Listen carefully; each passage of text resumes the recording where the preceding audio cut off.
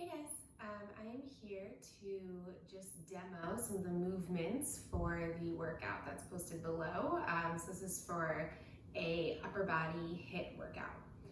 So I'm just going to go through everything that you will be doing in the workout, and then you'll just follow along the workout that's posted. And I hope you have fun. Let me know how it goes for you. So I have a lot of movements today. I'm going to start with the cardio pieces. So starting, you just have nice and easy jumping jacks. I think we all know our jumping jacks here. Then you have high knees. So with high knees, you want to think about leaning back and lifting the knees up as high as you can, running it out here. Then we have burpees and sprawls. So sprawls are kind of like a burpee, but like half. So you're going to bring your hands down, jump back, then come up and stand. And it's a nice quick movement, out and in and up and out and in and up. So that's a sprawl. Then your burpee is a more full range of motion. So you start standing at the top, you're going to jump up, come down, come all the way down to the ground, push yourself up and sprint up. So to do that in slow motion, you're going to reach up, hands down, jump out, lower yourself down, then push yourself up, jump your feet forward, spring up.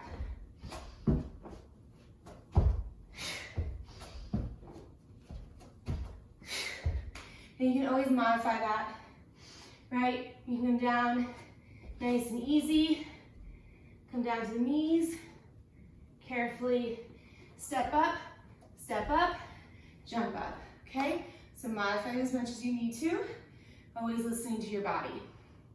So that's like the main cardio components. And then I'm gonna go through all of the core and kind of mat pieces. So we have a few different things here. Shoulder taps. Shoulder taps, you're gonna be in a plank position on your hands. We also have a plank hold, right? So let's talk about that plank. So in your plank, eyes of your elbows turn in. So I'm not hyperextending my elbows here. Upper arm bones are strong. Pushing the ground away. So there's a little puff up through my shoulders, but I'm not up here, right? But I'm also not here. So nice in the middle, lats engaged. Glutes are squeezing, my hips are not up here. They're also not down here, okay? So nice and strong. Energy through the heels, thigh bones pressing up towards the ceiling. That's your plank hold. You can always modify down onto the knees. You can also do a forearm plank if your wrists bother you. Then, for the shoulder taps, you come up into that plank. You might want to take your feet a little bit wider than you normally would because we want to look for hip stability here. So as I go here, and trying to keep my hips as still as I can while I feel that weight kind of transfer. So we're not here and here, right? We're nice and controlled. Take the feet as wide as you need. Tap and tap.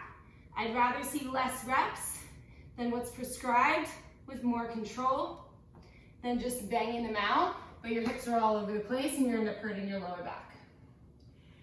Next, you have plank reaches. So you come down onto your forearms this time, finding that plank. And then you're gonna reach out in front of you and back.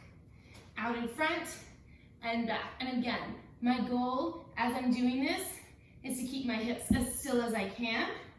It's pretty challenging. We are not wobbling around. That's a different movement.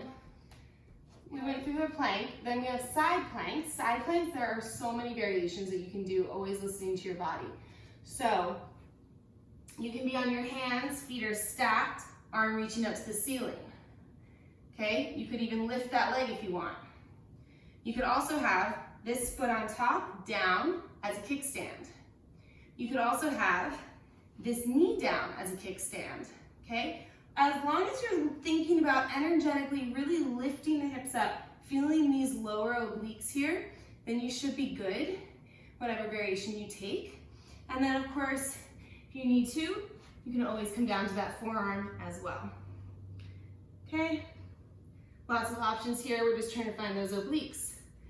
Okay, another movement we have is a Superman. It's a Superman hold.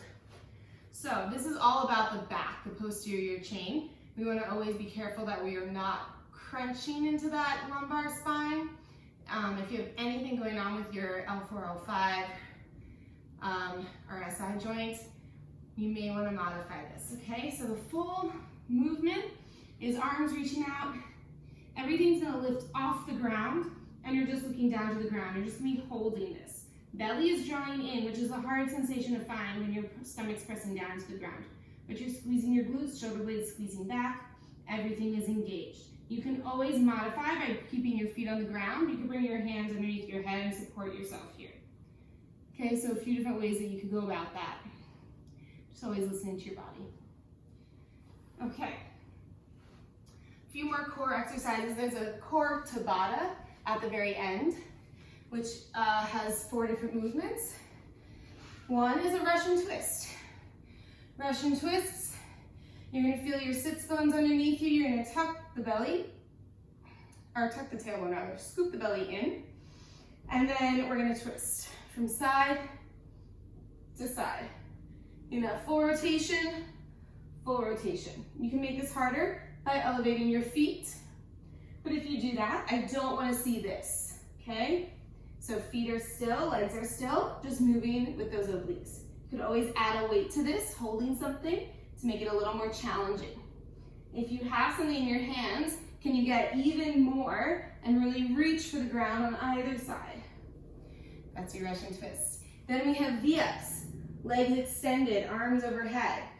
The full V-up, legs stay straight and we lift all the way up. Try to reach for the toes and down with control. And down. You can modify by bending the knees in and down, or opposite leg V-up, so one leg at a time,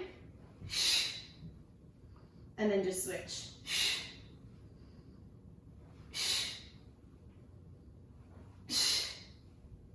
Okay, so that's our V-up variation. We also have toe reaches. So for that, legs are extended up to the ceiling, point through your toes, and you're just reaching. Really trying to lift up as high as you can. You can always bend the knees as much as you need to, okay, to modify for that one. And if that really bothers your neck, you can just do simple chest lifts. As long as you find some way to move in a way that's safe for your body. So for mountain climbers, we're coming back into our plank, and then we're gonna pull the knees in and in. You can keep this slow for more of a core emphasis, or take it faster for more of a cardiovascular emphasis. Notice that my shoulders just stay right in place. Okay, so we've got our cardio and all of our core aspects. But this is an upper body class, right? So let's talk about all of our upper body movements. A lot of push-up variations today. So we have a standard push-up is here, right? We come down, elbows in and up. Now we're gonna do negative push-ups. So I want you to come down for 5, 4, 3, 2, 1. Release your hands and then push back up for 1. So that's a negative push-up. Slow and controlled, all the way down, release, push up. Now you can always do that from your knees if you need to. Try to do the negative with the knees lifted if you can. Slow and controlled. Notice I come forward and down, not just straight down. And then you can always push yourself back up with your knees and then lift up. That's the negative push-up. Then we have side lying single arm push-ups. From here, you're gonna bring your feet in really close and hold on to your rib cage. And then your top hand is gonna press down into the ground, and you're gonna push yourself all the way up, keep your feet on the ground. So it'll look like this. Up, and then slow and controlled, come back down.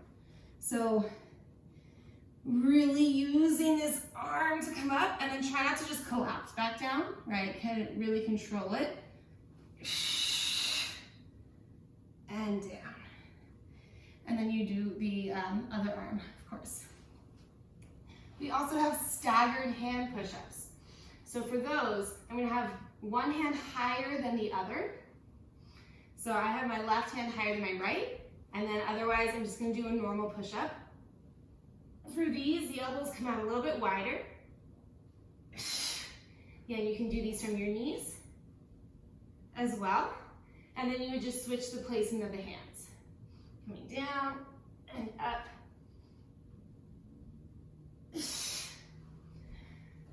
Okay, so last two movements, we need a couch or a chair or something elevated to work off of. We are gonna do tricep dips. I'll show those first. So you're gonna have a seat, hands, walk them in really close to you. We wanna make sure that when we go down, the elbows point straight behind us. Think of the same movement as your push-up, not out to the sides. So I like to have my hands in really close to help facilitate this. Then you're gonna walk your feet out and just slide your hips off, and your hips should stay right underneath your shoulders. Then you're gonna dip your hips down as far as you can, and then lift up. Down on your inhale, up. Now to make this harder, start to walk the feet out a little bit further, right? So the further that your feet move from you, the less they're supporting you. Maybe the legs fully extend. And up. And up. Okay, so take whichever variation works for you. Last but not least, we have handstand push-ups, which I think are a lot of fun. Let me preface this by saying that it's a handstand push-up variation, not a full-on handstand push-up, because that would be crazy. But we're gonna elevate the feet. So you're gonna bring your feet up as high as you can. The higher up, the harder it will be. And then you're coming down and up. So ideally, your head is going straight down to the ground and then up. Trying to work towards being able to do this with the legs extended up to the ceiling. Now, if these are too much for you, I know these can be a lot in the shoulders, you can always take a different movement for that, just in different push-up variation. All right, so that's all your movements. Go and enjoy your workout. Let me know how it goes for you, and I'll see you soon.